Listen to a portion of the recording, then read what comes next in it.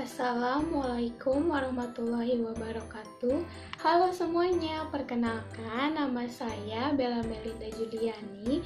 Saya mahasiswi semester 5 Akbid TPSDMI Garut. Di sini saya akan mempresentasikan tugas mata kuliah epidemiologi, yaitu tentang menganalisis video.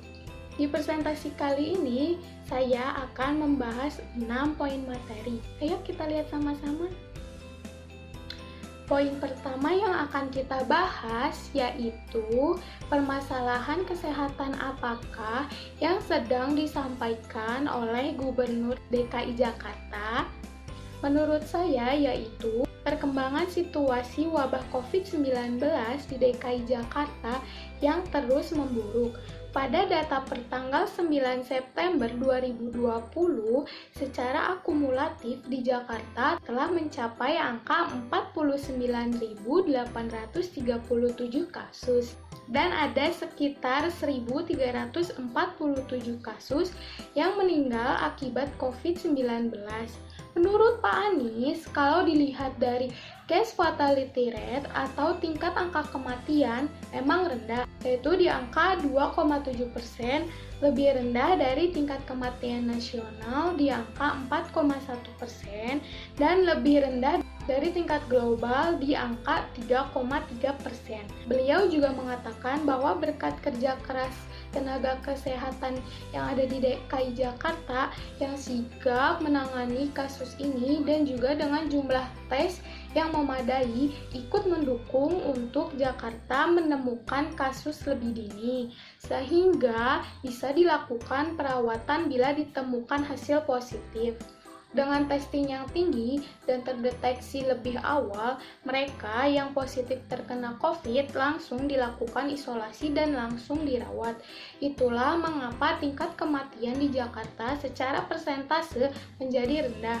Walaupun tingkat kematian di Jakarta terus menurun, tetapi jumlah absolutnya terus meningkat.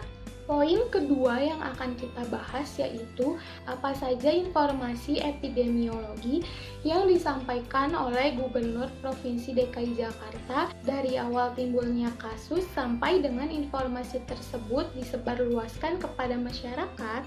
Menurut saya yaitu menurut grafik yang sudah dijelaskan oleh Bapak Gubernur DKI Jakarta, angka kematian sempat meningkat cukup tinggi di awal masa pandemi COVID-19. Kemudian dilakukan penetapan PSBB ketat. Pada pertengahan Agustus, Gubernur DKI Jakarta menetapkan PSBB transisi karena merasa kasus positif COVID-19 pada masa itu terus menurun. Tetapi sesudah pertengahan Agustus terjadi peningkatan kasus terus-menerus hingga 2 minggu terakhir. Sehingga sekitar awal September angka kematian terus meningkat. Memang menurut persentase tingkat kematian ini rendah, tetapi secara nominal angka kematian ini terus meningkat. Kemudian Pak Anies membahas tentang kasus aktif. Menurut Pak Anies, kasus aktif adalah orang-orang yang positif terkena COVID-19 yang masih menjalani isolasi dan perawatan dan juga belum dinyatakan sembuh. Mengapa penting untuk memahami kasus aktif ini dan mengetahui angkanya? Karena ini terkait dengan kapasitas fasilitas kesehatan di Jakarta. Ada 3 kelompok kasus aktif, yaitu kelompok yang tidak bergejala, kelompok yang bergejala ringan, dan kelompok yang bergejala sedang dan berat. Kelompok yang bergejala sedang dan berat inilah yang membutuhkan perawatan rumah sakit, bahkan yang kritis membutuhkan fasilitas ICU. Jadi secara rata-rata selama perjalanan 6 bulan kasus COVID-19 ini ada sekitar 50% orang tanpa gejala, 35% bergejala ringan, dan 15% bergejala sedang atau berat. Maka orang-orang inilah juga yang membutuhkan pelayanan rumah sakit di Jakarta. Kelompok ini juga yang harus diperhitungkan kasus aktifnya yang bergejala sedang atau berat. Selanjutnya, di Jakarta saat ini memiliki fasilitas kesehatan yang cukup besar dalam skala Indonesia. ada sekitar 190 rumah sakit di Jakarta dan juga rasio dokter per populasi cukup tinggi dibandingkan rata-rata nasional.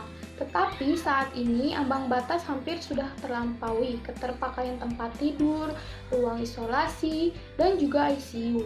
Kapasitas ini dipengaruhi juga oleh ketersediaan tenaga kesehatan, jumlah APD, obat-obatan, dan juga peralatan pendukung. Di Jakarta juga memiliki 4.053 ruang isolasi khusus COVID-19. Dan per tanggal 8 September 2020 sudah 77% yang terpakai. Pada tanggal 10 April, pada saat diberlakukannya PSBB, terjadi pelandaian kasus COVID. Kemudian, pada masa PSBB transisi secara bertahap, terutama di bulan Agustus, mulai adanya peningkatan kasus. Bila situasi ini berjalan terus dan tidak ada pengereman, maka diperkirakan pada tanggal 17 September 2020, tempat tidur isolasi sudah tidak dapat menampung pasien kasus COVID-19 lagi.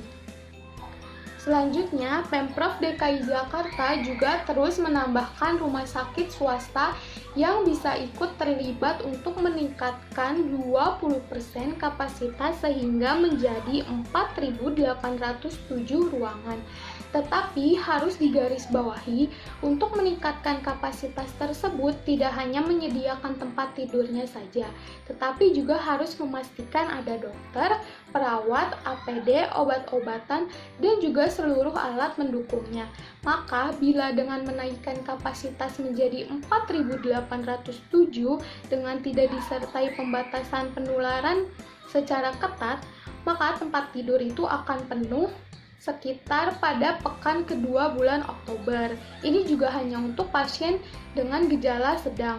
Untuk pasien yang bergejala berat membutuhkan ruangan ICU. Kapasitas ICU di Jakarta ada sekitar 528 tempat tidur. Bila kenaikan kasus ini berjalan terus mulai dari bulan Agustus sampai September, maka pada tanggal 15 September diperkirakan akan penuh. Dan Pemprov DKI Jakarta juga akan mencoba melakukan peningkatan lagi sekitar 20% menjadi 636, dan itu juga akan mulai penuh kira-kira sekitar tanggal 25 September.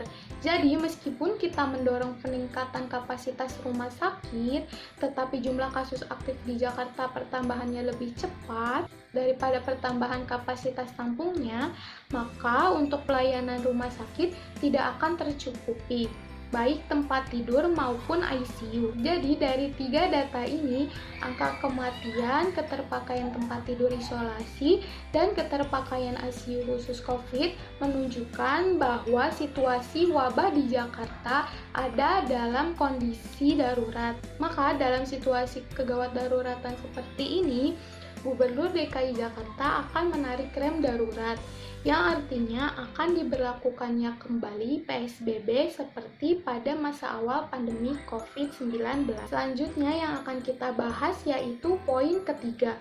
Apa saja upaya yang telah dilakukan oleh pemerintah Provinsi DKI Jakarta untuk mengendalikan permasalahan kesehatan yang dimaksud? Menurut saya di sini yaitu yang pertama, memberlakukan PSBB secara ketat di Jakarta seperti pada awal masa pandemi COVID-19. Yang kedua, menyediakan fasilitas untuk melakukan deteksi awal yaitu swab test. Dan yang ketiga, yaitu menyediakan dan melakukan penambahan ruangan isolasi. Dan yang terakhir adalah menyediakan pelayanan kesehatan seperti tenaga kesehatan, APD, obat-obatan, dan juga alat pendukung lainnya. Selanjutnya yang akan kita bahas yaitu poin keempat.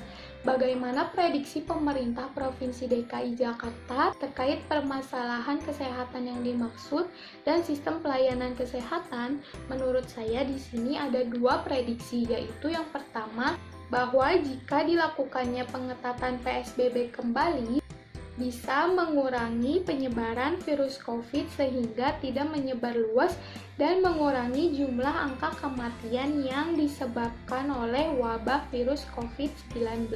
Selanjutnya, prediksi yang kedua yaitu bahwa jika dilakukan screening lebih awal dengan ditindak secara benar akan mengurangi angka kematian karena virus tersebut telah terdeteksi lebih awal sebelum virus itu semakin menyebar ke seluruh tubuh sehingga memperparah keadaan orang tersebut. Apalagi jika seseorang tersebut mempunyai penyakit bawaan yang dapat memicu sehingga memperparah kondisi orang tersebut atau bahkan parahnya bisa mengalami kematian. Poin selanjutnya akan kita bahas yaitu poin kelima.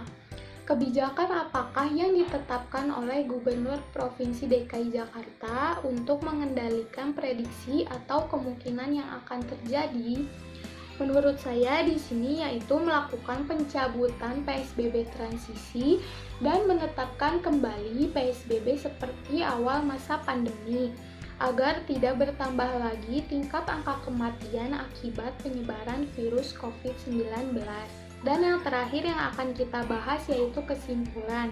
Kesimpulan yang saya dapatkan setelah menonton video tersebut bisa dikatakan semenjak diberlakukannya PSBB tahap pertama pada tanggal 10 April hingga pertengahan Agustus telah mengalami pengurangan kasus COVID dan setelah itu diberlakukannya PSBB transisi.